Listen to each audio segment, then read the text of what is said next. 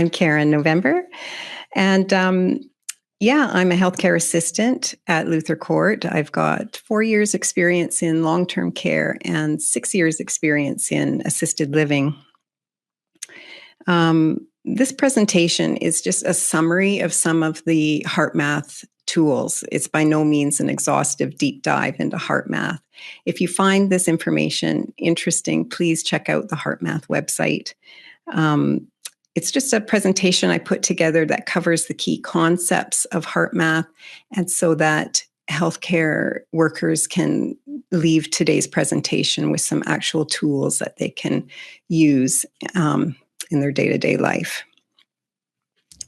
So you might want to revisit this presentation, try out a technique for a week or so, and then revisit it for inspiration, or to pick up another technique to try and apply that into your life. We tend to learn things in layers, so hearing the information again is helpful. Or if you just want to come on and fast forward to the guided meditation at the end of the presentation, just before the questions.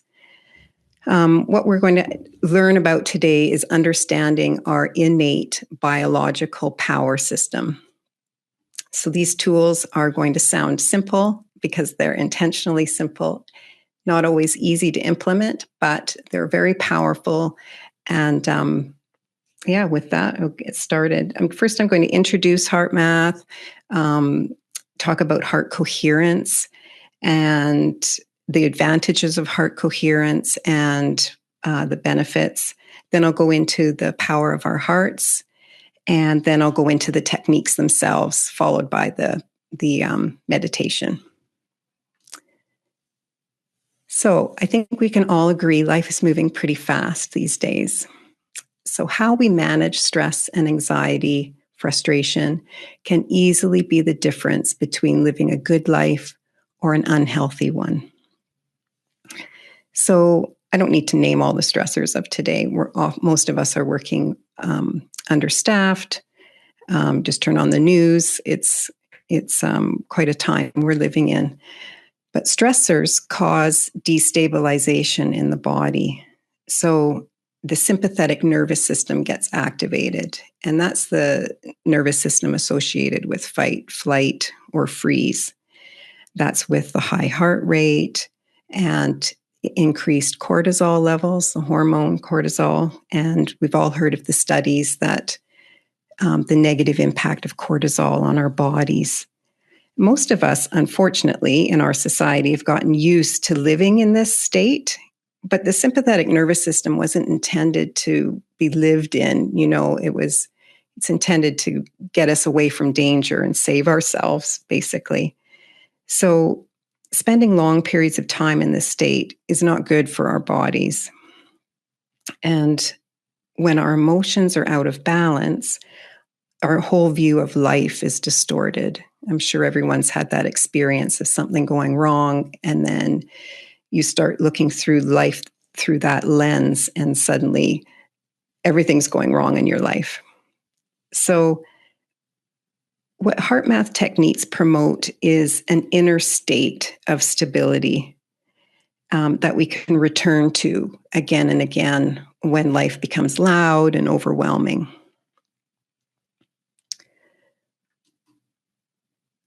HeartMath was founded in 1991 by a man named Doc Childrey, specifically to create tools and techniques that are scientifically proven to reduce stress or manage stress better in the body. HeartMath's mission is to unlock the heart of humanity. So the HeartMath techniques are designed to neutralize emotional intensity in the body. We lose a lot of energy and vitality through intense emotions. So the techniques are specifically designed to neutralize that so that we regain our energy and we stop energy drains. Most of them are designed to be used in the moment, eyes open, in the face of a stressor. So, of course, this takes a little bit of practice, but you might be surprised how little practice it takes to start adopting these techniques into your life. What they found with heart coherence, which is what I'll get into next, but the techniques are designed to calm the nervous system.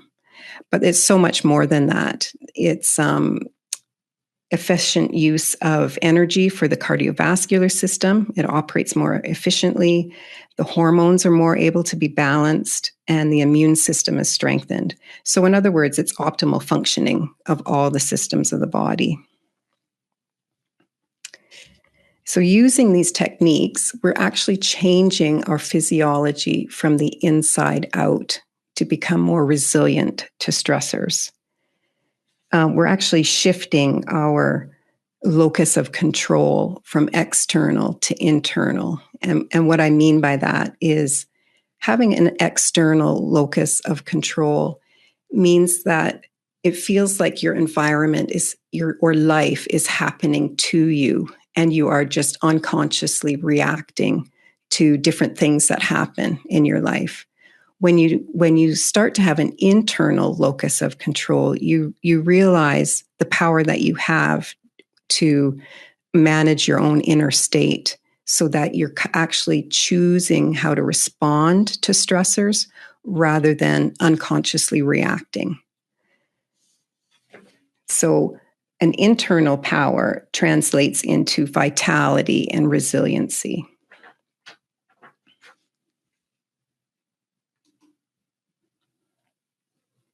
Okay.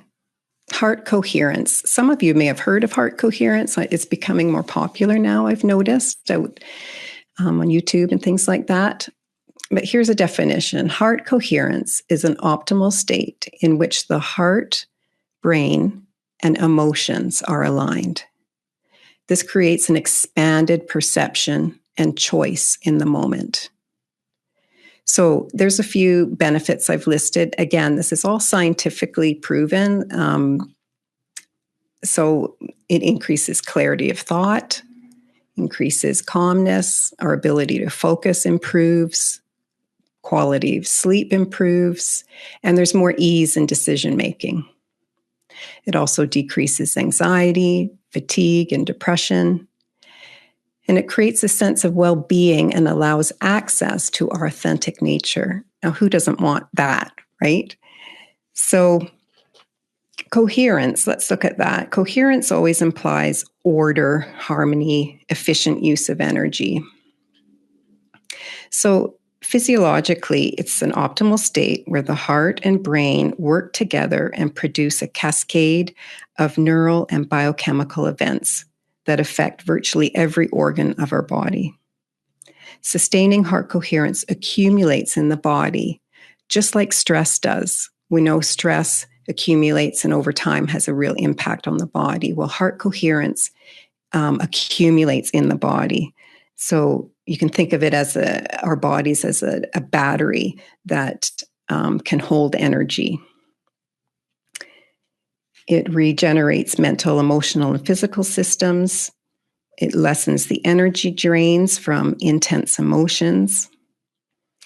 So energetically, you can think of heart coherence or as how we tune in a radio station. We can fine tune our inner state where we bring into balance and harmony our brain and our hearts. It's a tonal quality. Psychologically, it allows for more positive emotions to be felt more of the time. We feel less rushed, a greater sense of well-being. We become less argumentative and hold fewer grudges, which means our life becomes freer from drama. And we begin to feel internally more integrated in a sense of wholeness. Cognitively, heart coherence, you're synchronizing the heart and the brain. That opens up new perspectives. So a broader understanding is available. We're actually tapping into the heart's wisdom and intuition. So that's why there's more ease with decision making. Spending time in heart coherence creates life from a healthier perspective. So let's think about that for a moment. So our amygdala, which is part of the brain that's in the center brain, is part of the emotional brain. It holds emotional memory.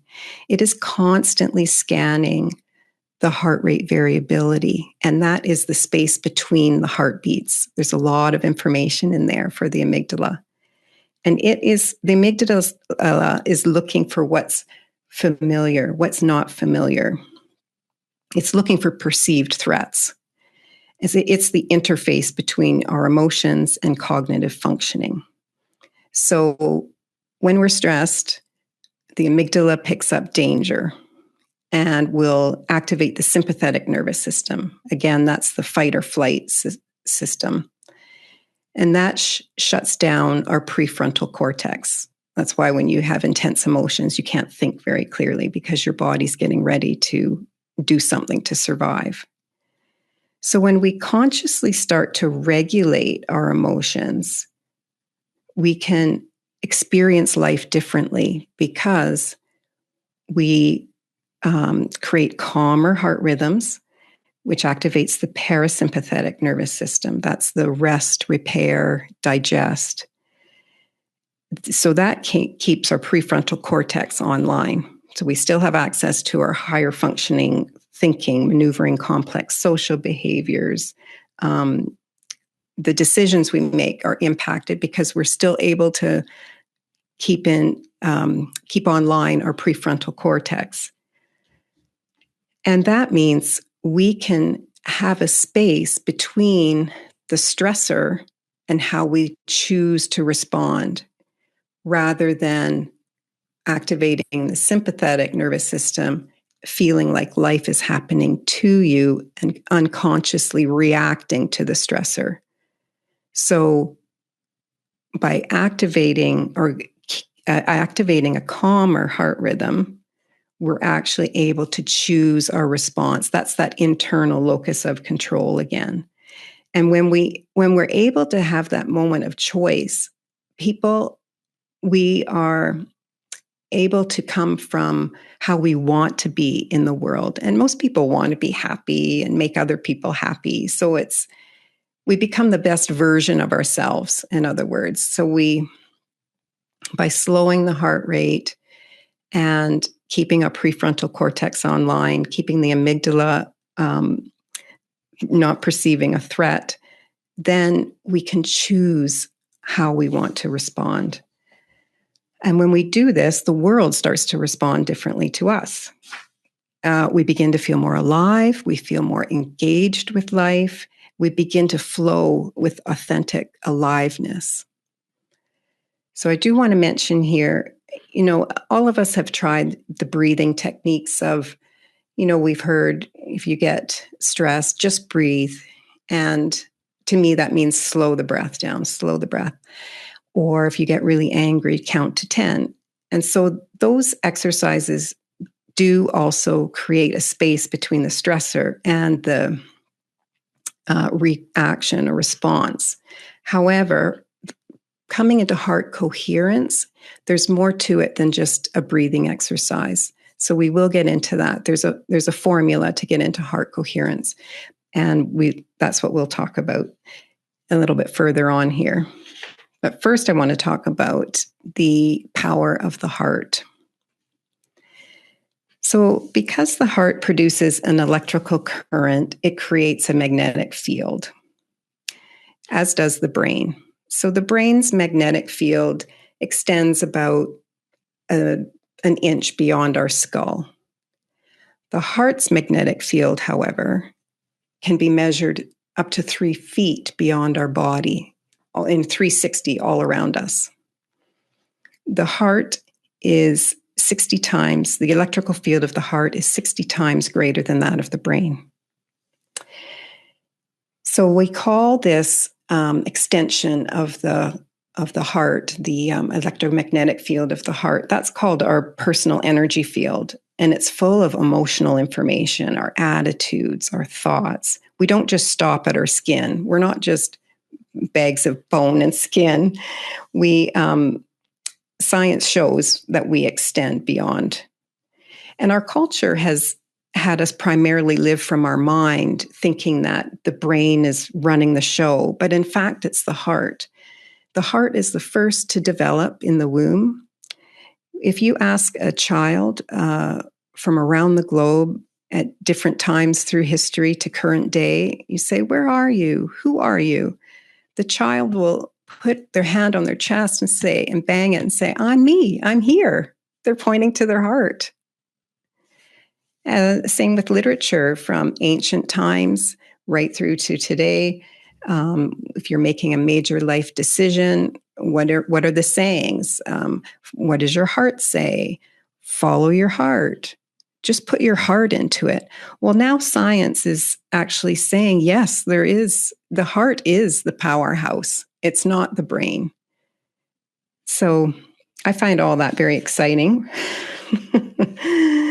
Just a difference between the heart and the brain. So the heart is not linear like the mind. The mind is often concerned with who's the fastest, who's the smartest, who's the strongest. The mind is often in a hurry. It's often operating on fear. Whereas our heart is softer. It's not rushed. It's gentle. It's reassuring. It's fluid, and it's a slower pace. And our hearts actually respond to us when we take moments to consider it and to focus on it. Heart-based living is when we let the heart lead. And living through the heart, it offers a stabilizing frequency.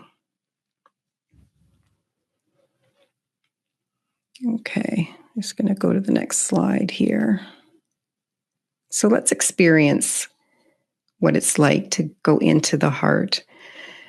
Most of us spend most of our time up in the head area. So this is an exercise I'll lead you through. This is called heart-focused breathing. It's used to neutralize the emotional reactions in the moment to reduce the impact of stress. But I encourage you to practice it even when you're not stressed. There's the steps there, and I'm going to lead you through this. We're going to do it twice together, 2 times through. The first time with our eyes open, with our eyes closed, and then the second time through will be with our eyes open, just so you get a feel for that and experience what that's like. For some of us, learning to go into the heart, some people find it helpful to put a hand on your heart to help you draw your attention there. Because as I said, most of us are used to spending time up in the head area. So let's do this together. Close your eyes if you're comfortable and focus your attention in the area of the heart. It doesn't have to be right on the organ of the heart. You can just focus on the center of your chest if that feels best. Now imagine the breath is flowing in and out of the heart space or chest area. Breathing a little slower and deeper than usual. Find an easy rhythm that's comfortable.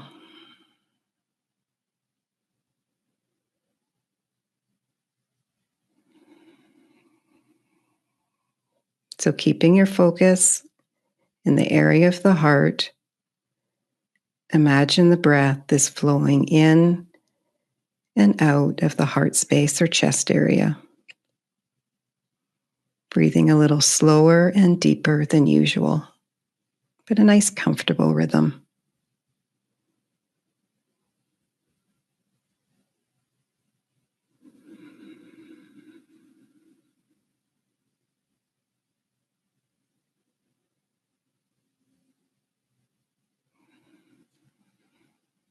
Can you feel the qualities of the heart?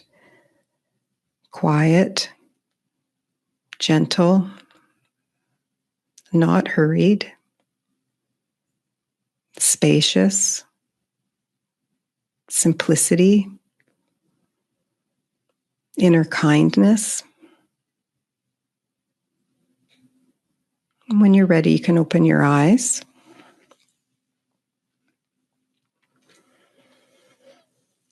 So now I'm just want you to tune into your body and see if you feel different from before we started this exercise till now.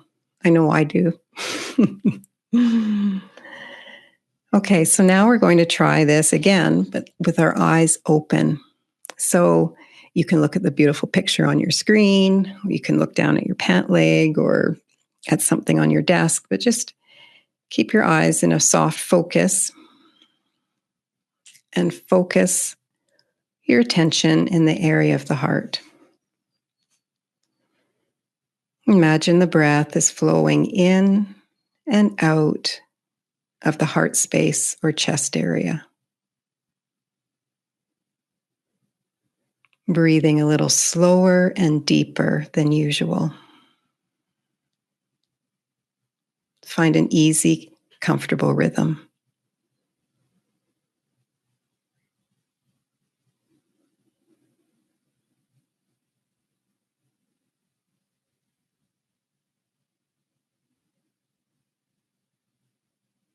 And just stay with that for another few seconds.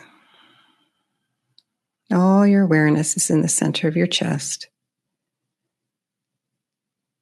And the breath is flowing into the heart and out from the heart.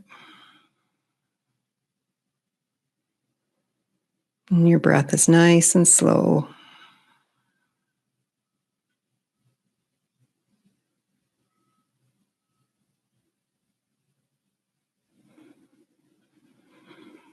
And that's a little taste of heart-focused breathing. And I'll say, for my experience with my journey of HeartMath, I started practicing heart-focused breathing when I was at work, walking down the hall, in the elevator. I practiced it, especially out walking in nature. And then I, of course, sat with my eyes closed and practiced that as well. And what I began to notice, the first thing I noticed was starting HeartMath, was that I just became happier.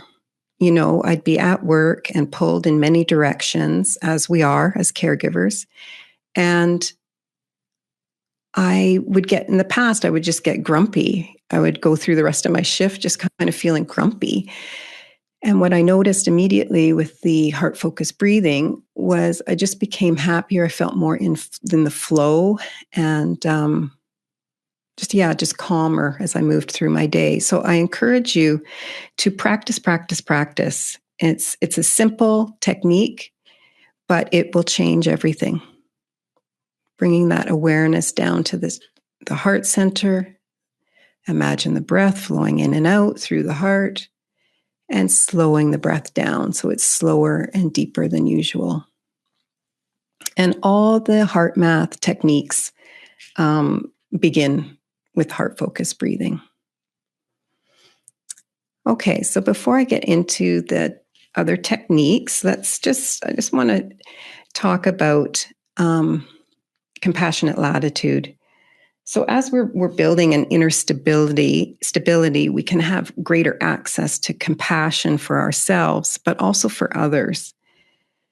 So HeartMath defines compassionate latitude as having more patience for other people's shortcomings or being more accepting of others, holding fewer grudges. So what I've got on the screen there is what the mind says versus what the heart says. So remember, I was talking about it's like a different frequency. The mind will rationalize our judgments and our reactions. He makes me furious. Whereas the heart is softer and simpler. It may simply be, just let it go. It's not worth my inner peace to get upset, as an example. So I've got a few examples just to make it really clear the frequency of the mind versus the heart. So here's an example. You're at work and your coworker is taking a really long time with the residents. And is leaving you with all the work to do. So this is the mind. Who does she think she is? Does she think I'm a pushover? She makes me so furious. I'm doing all the work. Here's what the heart would say. I remember she mentioned something about having a hard time at home. Maybe she's just really tired. I could reach out and ask her how things are going today. Here's another work example. So you come into work and you find your coworker is a new casual, and you have a brand new student, day one of your student with you. Okay, so the mind, you can imagine, oh my gosh, I'm going to be doing all the work today. Why would they schedule me with a new hire and a student? Management doesn't care. They don't care I'm under all this stress. I'm so angry and frustrated. Okay, here's what the heart is more likely to say. Same situation. Oh my gosh, okay, I've got a lot of responsibility today. I'm going to need to be kind to myself.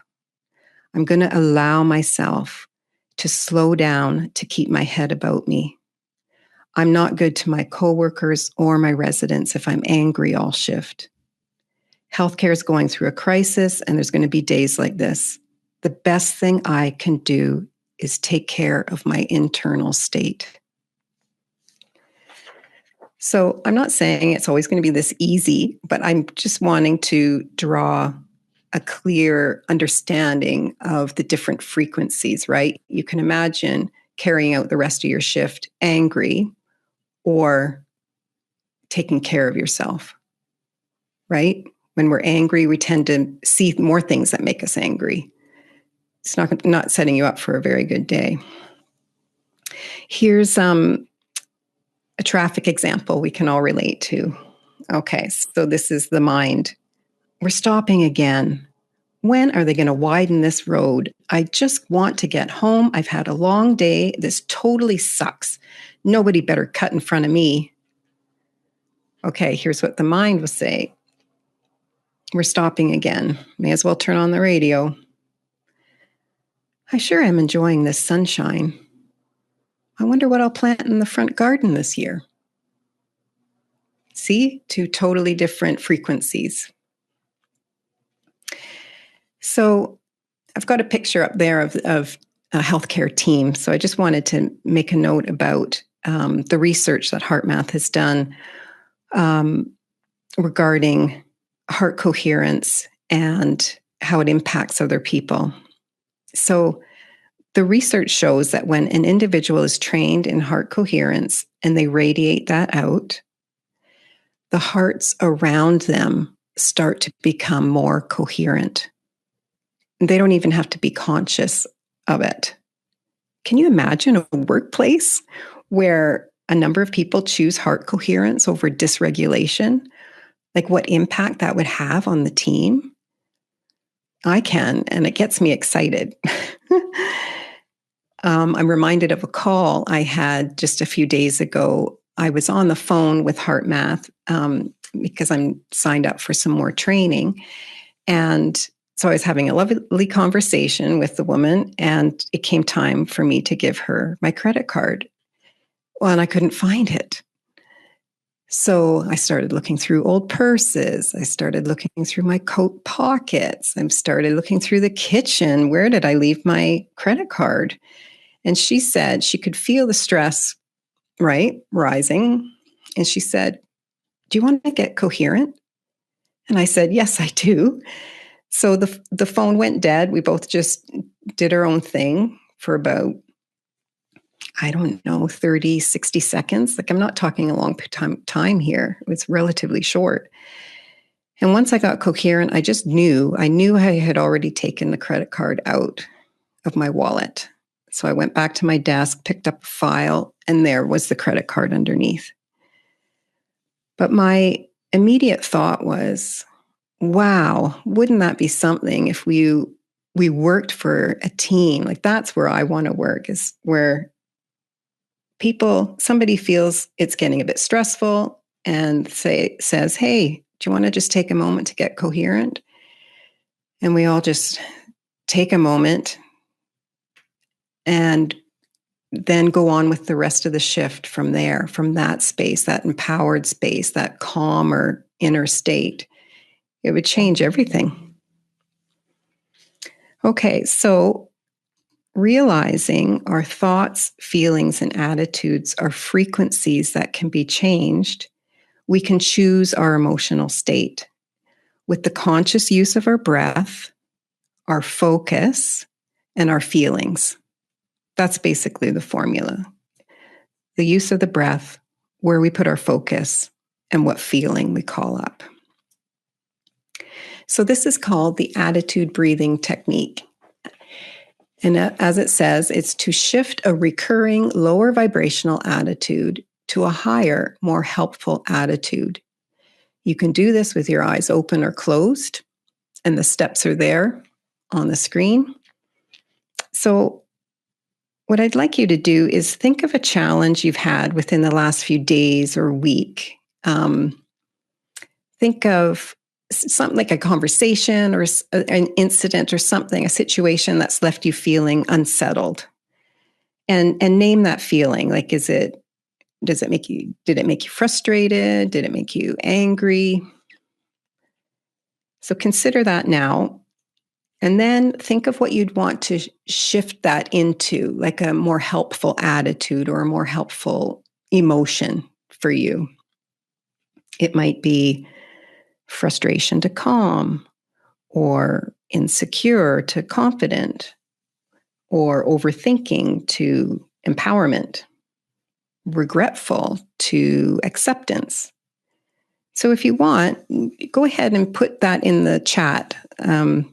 The original feeling state and what you want to shift that to. And then Zach, I'll just get you to read me a few that come through the chat.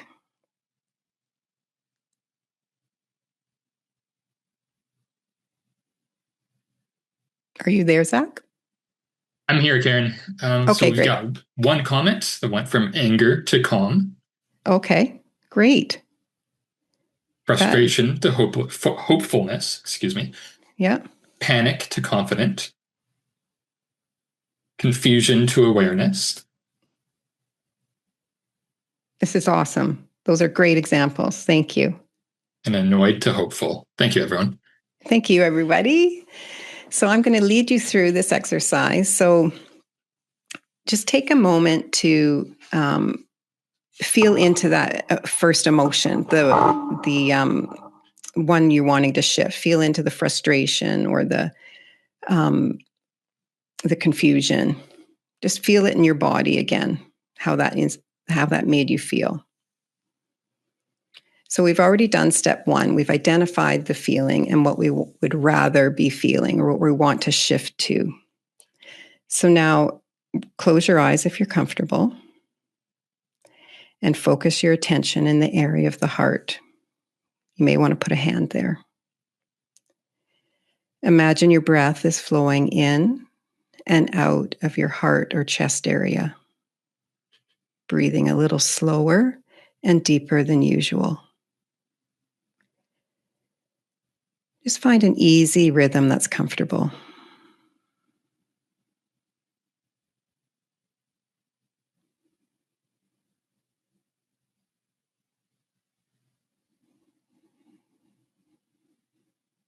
Now, as you continue this heart-focused breathing, I want you to draw in and anchor the uplifting or positive attitude or feeling. And when I mean anchor it in, breathe it into your heart and out from your heart.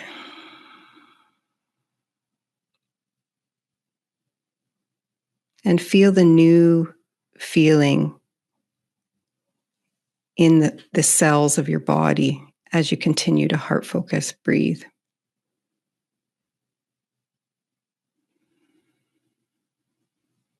This can help create new perceptions that expand your awareness around this situation.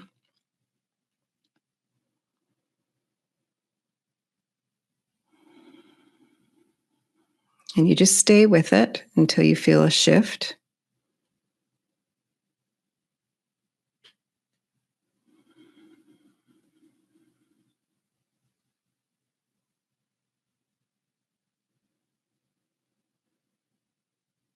And then the last step is maintain. So what that means is, as you go through the rest of your day, if that feeling comes up again around that situation, you simply stop, bring your awareness to your heart. Imagine the breath is flowing in and out of the heart space. Slow the breath down and anchor in that new feeling again. That's maintaining it.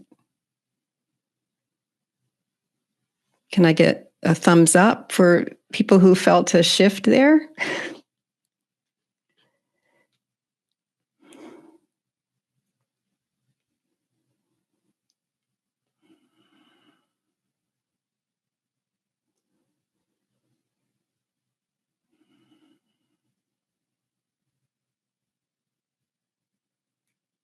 People still sitting in that? Zach?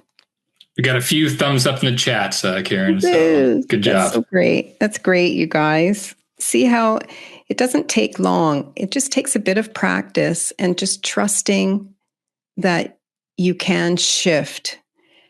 If you are feeling rage and you want to go to peace, you might just want to reach for ease or neutrality in that intense emotion.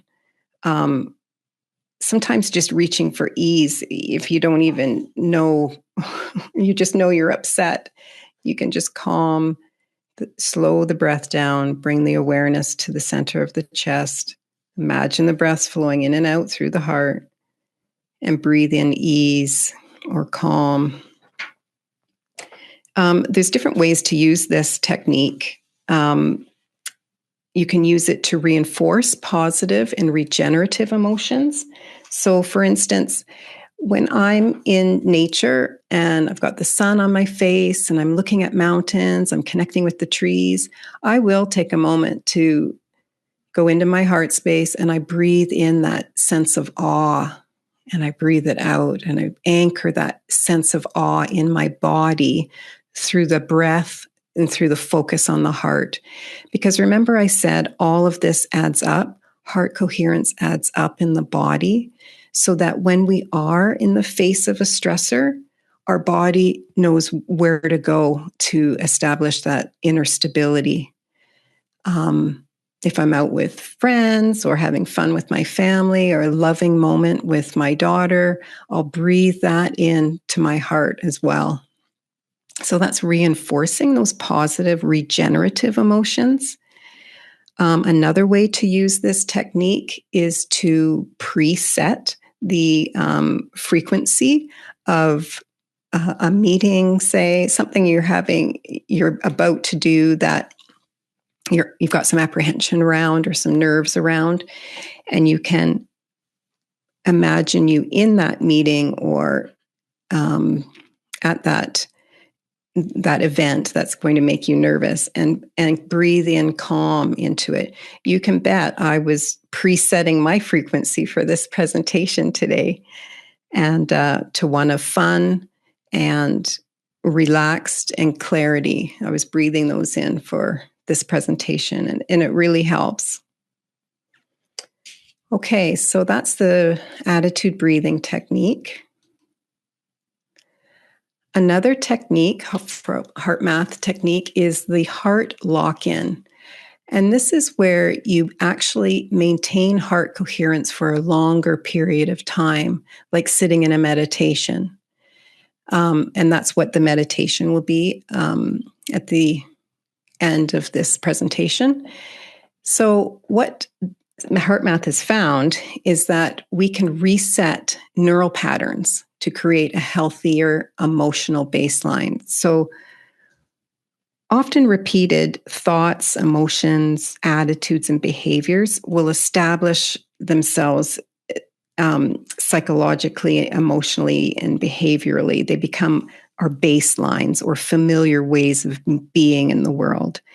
They become deep-seated neural patterns that we unconsciously default to. So our neural patterns are often, many of the deep-seated ones are set up from childhood. So for instance, if you had a childhood where you had many things that caused anxiety happen, you might create a baseline of anxiety. Like that's your default position. You approach life through an underlying sense of anxiety.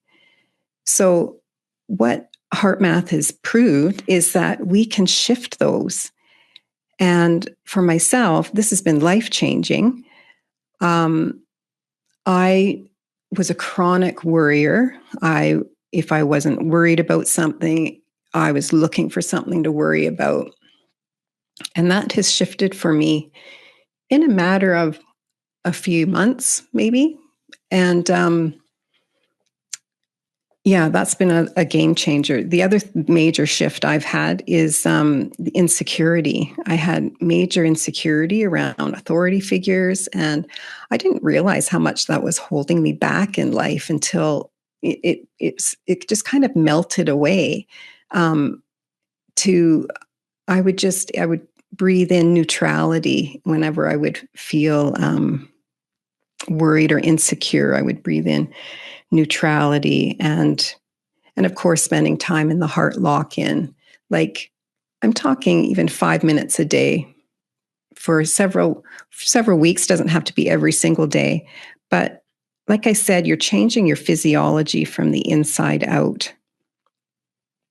I'm going to just read a quote here from HeartMath.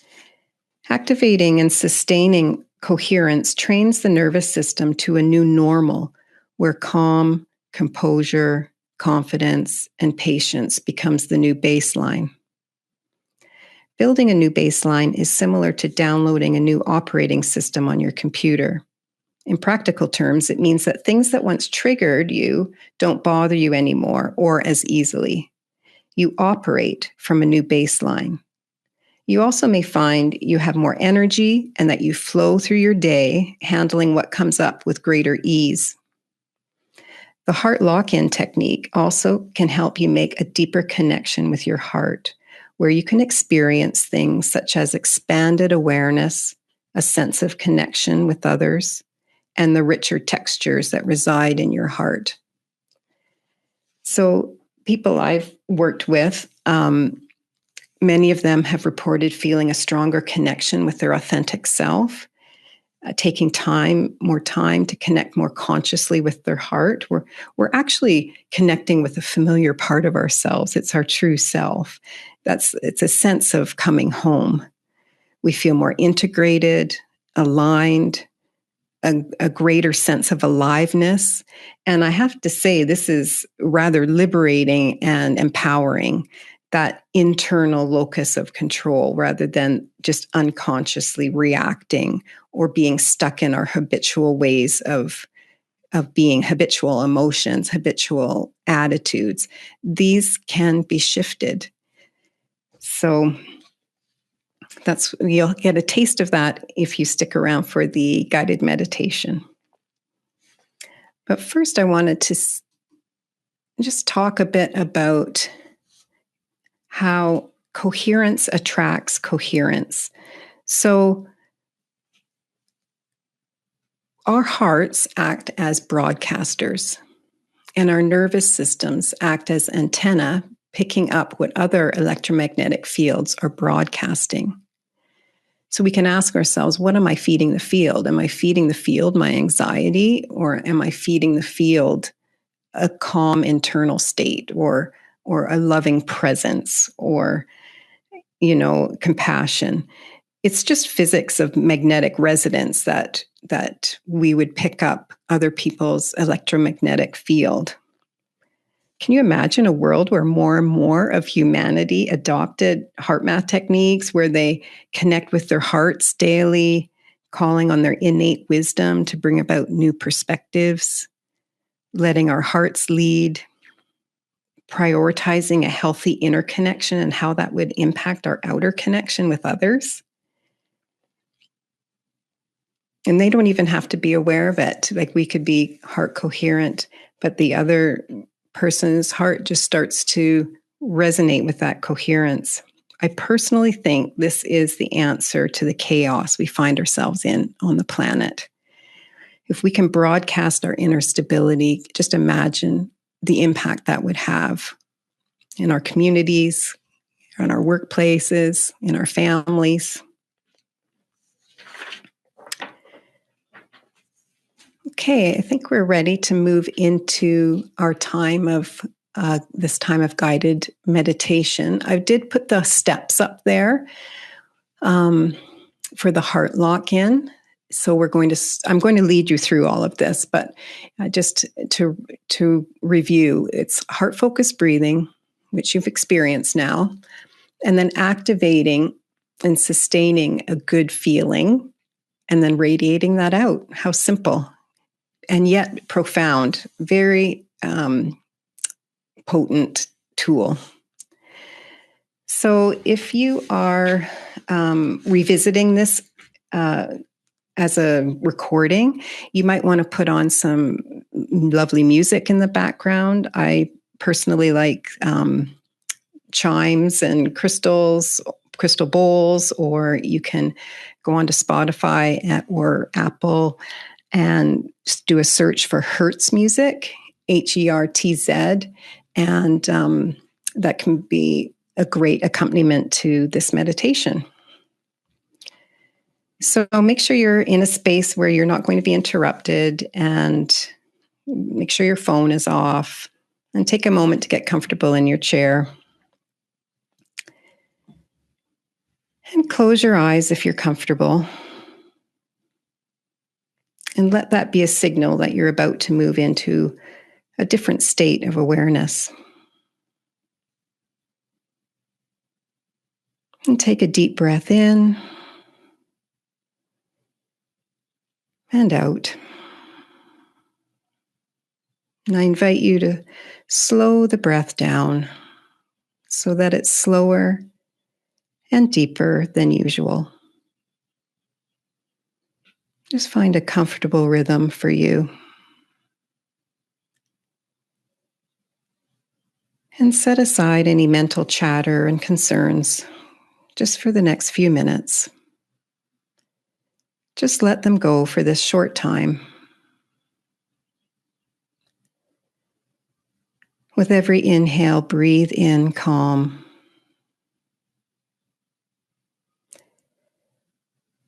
And with each exhale, release any tension. Allow relaxation.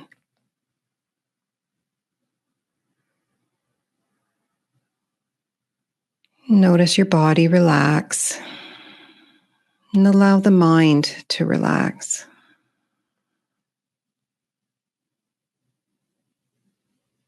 And I invite you now to bring all your awareness down from your head into the center of your chest or your heart space.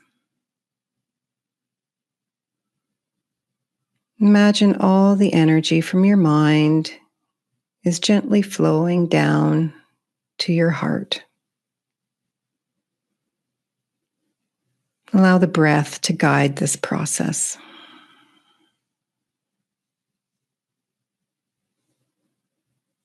With every inhale, more presence gathers in the heart.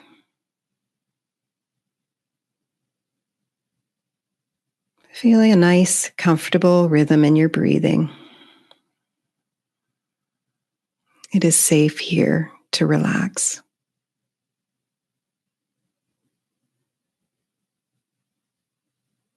And if the mind wants to wander, just notice and gently guide your awareness back to the heart. All the focus is on the heart center now. Breathing into the heart and breathing out through the heart. It is safe here to go deeply within. This is your space. Feel your heart gently soften and begin to open. It responds to your attention.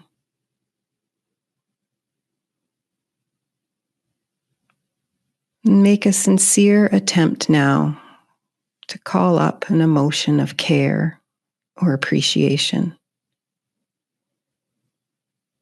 Thinking of a loving moment with a beloved pet or person can help with this. Feel the feeling of care or appreciation and breathe that feeling into your heart space and breathe it out through your heart space.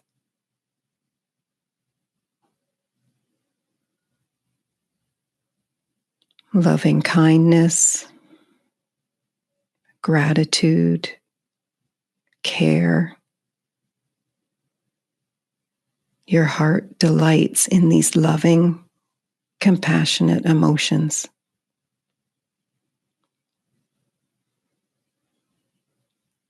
Breathing care in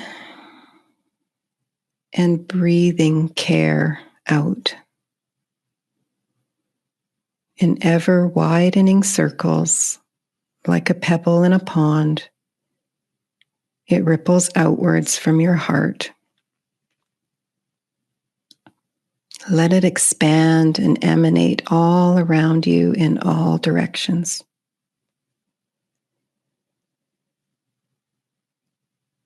Allow spaciousness.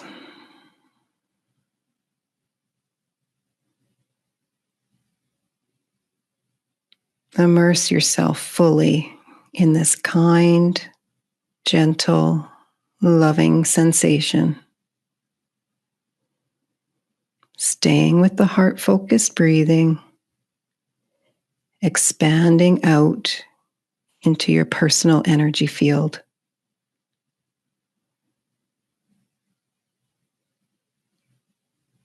It is safe to go deeply into these qualities of the heart.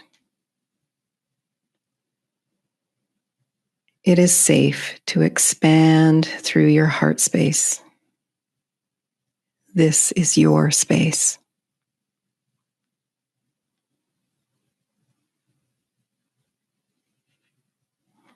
And allow yourself to feel loved. Breathing in the sensation, I am loved and cared for. And breathing out, I am loved and cared for. Let this seep into every one of your cells. Breathing it in and breathing it out all around you.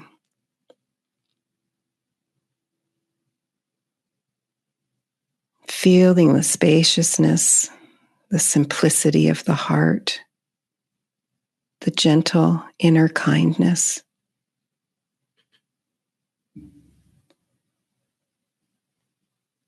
Feel yourself wrapped in this beautiful energy. And know that your heart loves to love you.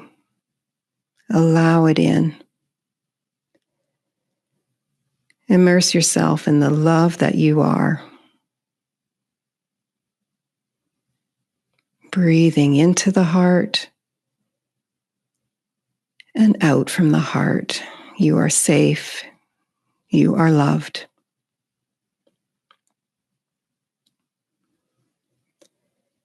Know on a deep level that everything is okay. Everything in this moment is okay. You have all the resources you need within you. You have everything you need within you. All is well. Allow it in. Breathing into the heart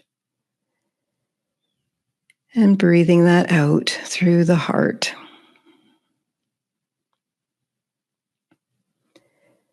Breathing love in and breathing love out.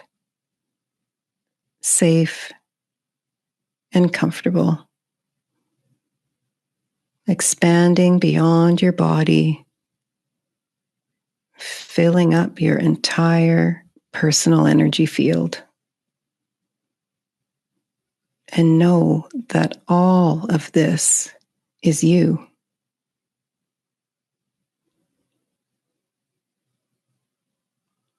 If it feels right, you may want to extend this love out to anyone or all the people in your life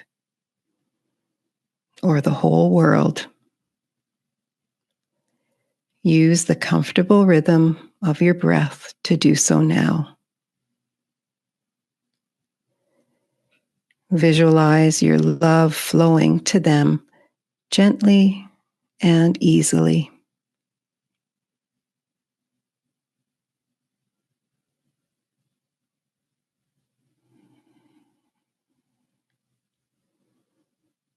Know that you can return to this inner state whenever you are, wherever you are, and whatever it is you're doing.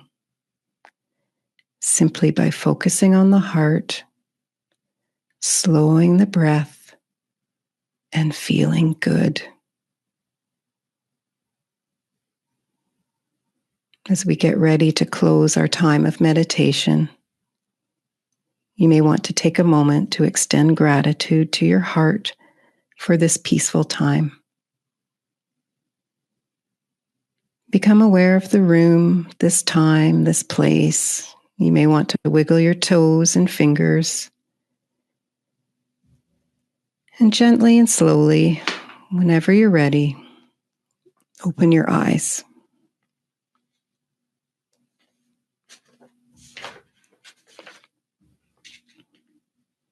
Welcome back, everybody.